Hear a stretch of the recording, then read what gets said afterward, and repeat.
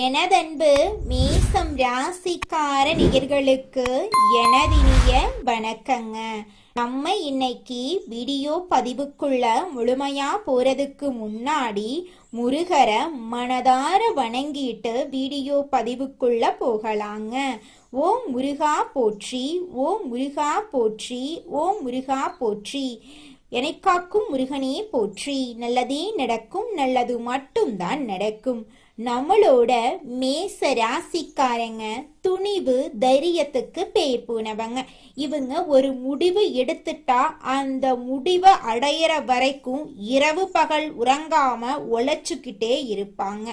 புதிய விஷயங்களை முயற்சி செய்யறதுல இவங்களுக்கு ஆர்வம் கொஞ்சம் அதிகமா இருக்கு. இவங்க நட்புக்கு முக்கியத்துவம் தருவாங்க. அதே நேரத்துல நண்பனுக்காக உயிரை கொடுக்க கூட இவங்க தயங்க மாட்டாங்க. நம்ம இன்னைக்கு இந்த வீடியோ பதிவில் எதை பற்றி தெரிஞ்சுக்க போகிறோம் அப்படின்னு பார்த்தீங்கன்னா, நம்மளோட மேச ராசிக்காரர்களுக்கு குருவின் வக்ர நிவர்த்தியால் ஏற்படக்கூடிய பலன்களை பற்றி தெளிவாக இந்த பதிவில் தெரிஞ்சுக்க போகிறேங்க. குருவின் வக்ர நிவர்த்தியால பொன் பொருள் நகை அந்தஸ்து கௌரவம் ஒழுக்கம் எல்லாமே மேச ராசிக்காரங்களை தேடி வரப்போகுது. குரு பார்த்தால் கோடி நன்மை அப்படிங்கறதால மேச ராசிக்காரர்களுக்கு இது ஒரு ஜாக்பாட் யோகமா மாறப்போகுது. சனி பகவான் ஏற்கனவே வக்ர நிவர்த்தி அடைந்துள்ள நிலையில குருவும் வக்ர நிவர்த்தி அடைகிறது கூடுதல் பலனை உங்க வாழ்க்கைக்கு அள்ளி தரப்போகுது. மேச ராசிக்காரங்க தைரியமானவங்க, தன்னம்பிக்கை உடையவங்க, நீதிக்கு கட்டுப்பட்டவங்க, நேர்மையானவங்க. இவங்க லட்சியவாதிகளா இருப்பாங்க. பொய் சொல்ல தெரியாது, இவங்களுக்கு ஏமாத்த தெரியாது. கோபம் இருந்தாலும் இவர்களிடம் நல்ல குணங்களும் இருக்கும். சூரியன் உச்சம் பெறும் ராசி என்பதால இவர்களிடம் சிறந்த சிந்தனை இருக்கும். குரு பகவான் 121 நாட்கள் பின்னோக்கி நகர்ந்தாரு. குரு என்பவர் ஒழுக்கம், கண்ணியம், கட்டுப்பாடு, பணம், பொருள், நகை எல்லாமே ஆகும். ஜாதகத்துல உள்ள தோஷத்தை நீக்கக்கூடிய ஒரே கிரகம் குரு பகவான் தான். குரு பார்த்தால் கோடி நன்மை அப்படிங்கறதால குருவின் பார்வை மேச ராசிக்கு பல நன்மைகளை அள்ளித்தர போகுது. குரு பகவான் மேச ராசிக்கு 9ஆம் வீடு மற்றும் 12ஆம் வீட்டின் அதிபதியா இருக்காங்க.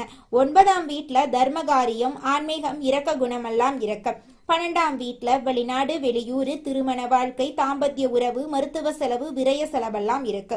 குரு பகவான் 3ஆம் இடத்தில் வெற்றி ஸ்தானத்தில் வக்ரமா இருந்தாரு. மேச ராசிக்காரங்க 7.5 சனியை பற்றி பயப்பட தேவையில்லைங்க. ஏன்னா சனி பகவான் குருவின் வீட்டுல தான் இருக்காரு. குருவின் வீட்டுல சனி இருக்கிறதுனால பெரிய பாதிப்புகள் ஏற்படாதுங்க. நவம்பர் மாதம் 11ஆம் தேதி முதல் குரு வக்ரமா இருக்கிறதுனால சில தடைகள் ஏற்பட்டிருக்கலாம்.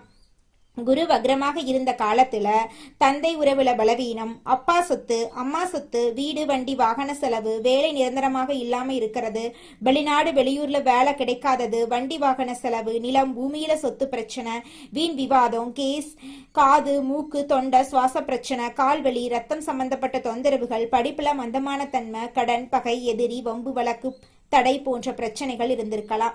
குரு பகவான் வக்ர நிவர்த்தி அடைந்ததால இனிமேல் நல்ல பலன்கள் கிடைக்குங்க.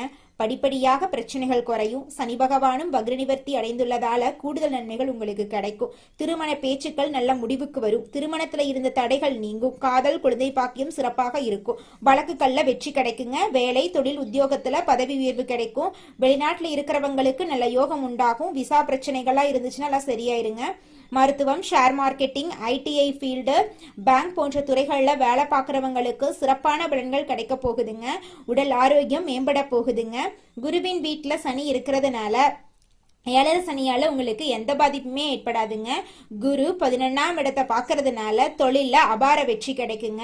குரு வக்ர நிவர்த்தி அடைந்திருப்பதால லாட்ரி யோகம் உண்டாகும். வெளிநாடு செல்லும் யோகம் இருக்கிறதுனால லாட்ரி எடுக்கலாம். ஆனா ஜாதகத்தை பார்த்து குரு பகவான் நல்ல இடத்துல இருக்காரா அப்படின்னு தெரிந்து லாட்ரி எடுக்கலாங்க. ஆசிரியர், வங்கி, கமிஷன் வியாபாரம், ரியல் எஸ்டேட் போன்ற துறையில் இருக்கிறவங்களுக்கு நல்ல மாற்றங்கள் ஏற்படும். பெண்களுக்கு மிகப்பெரிய வெற்றிகள் எல்லாம் இந்த காலகட்டத்தில் தேடி வரப்போகுது. இது நாள் வரைக்கும் உங்களை வேண்டான்னு உதறி தள்ளிட்டு போன சொந்த பந்தங்கள் எல்லோருமே இனி வரக்கூடிய காலங்கள்ல உங்களை தேடி வரப்போறாங்க. உங்க வாழ்க்கையே சொர்க்க வாழ்க்கையா மாறப்போகுது. நீங்க இது நாள் வரைக்கும் பணம் காசு 4-5 பேர்கிட்ட கடன் வாங்கி ஒவ்வொரு நாளையும் வாழ்ந்திருப்பீங்க. ஆனா இனி வரக்கூடிய காலங்கள்ல நீங்க 4-5 பேருக்கு பணம் காசு கடன் கொடுக்கக்கூடிய அளவுக்கு செல்வாக்குல உயர்ந்த வாழ்க்கைய வாழ போறீங்க. உங்களுடைய படிப்புக்கும் தகுதிக்கும் ஏற்றார் போல நல்ல வேலையெல்லாம் கிடைக்க போகுது. உங்களுடைய மனக்கவலைகள் காணல் நீரா கரைஞ்சு போக போகுது. மனிதனா பிறந்த ஒவ்வொருவருக்கும் ஆசை இருக்கதாங்க செய்யும். அந்த ஆசைகளை அடைய நம்ம நினைச்சா மட்டும் பத்தாதுங்க. முழு மனசோட நம்மளுடைய ஆசைகளை அடைவதற்கான வழிய ஒவ்வொரு நாளும் என்ன பண்ணணும்னு யோசிச்சு அதற்கான திட்டங்களை தீட்டி உழைச்சுக்கிட்டே இருக்கணுங்க. உழைச்சா நிச்சயமா நம்மளுடைய ஆசைகள் எல்லாமே நிறைவேறிடுங்க. உங்க வாழ்க்கையில இனி வரக்கூடிய காலங்கள்ல உங்களுடைய அனைத்து ஆசைகளும் நிறைவேற போகுதுங்க. அப்படி ஒவ்வொரு மனிதனுக்கும் இருக்கக்கூடிய பொதுவான ஆசை என்னன்னு பார்த்தீங்கன்னா 16 செல்வங்களையும் அடைந்து வாழணும் அப்படின்னு தான் ஒவ்வொரு மனிதனுடைய ஆசையும் இருக்குதுங்க. பணம் வேணும், பதவி வேணும், புகழ் வேணும், கௌரவம் வேணும் அப்படின்னு தான் ஒவ்வொரு மனிதனும் தினமும் வாழ்ந்துகிட்டு இருக்கான். அதை நோக்கிய பயணத்தை தான் ஒவ்வொரு நாளும் மனிதன் வாழ்ந்துகிட்டு இருக்கான். ஒவ்வொரு நாளையும் ரசிச்சு வாழ்றது கிடையாது. எந்த ஒரு மனிதனும் போராட்டத்துல தாங்க இந்த உலகத்துல ஒவ்வொரு மனிதனும் வாழ்க்கைய வாழ்ந்துட்டு இருக்காங்க. குரு வக்ர நிவர்த்தியால உங்க வாழ்க்கையே மாறப்போகுதுங்க. இது நாள் வரைக்கும் இருள் சூழ்ந்த உங்க வாழ்க்கையில இனி வரக்கூடிய காலங்கள்ல பிரகாசம் வரப்போகுதுங்க. கல்வி தடையெல்லாம் காணல் நீரா கரைஞ்சு போக போகுதுங்க. திருமண தடை நீங்கி உங்களுக்கேற்ற சரியான துணையோடு திருமணம் நடக்க போகுதுங்க. பண வரவுல இருந்த சிக்கல்களுக்கு தீர்வு கிடைக்க போகுது.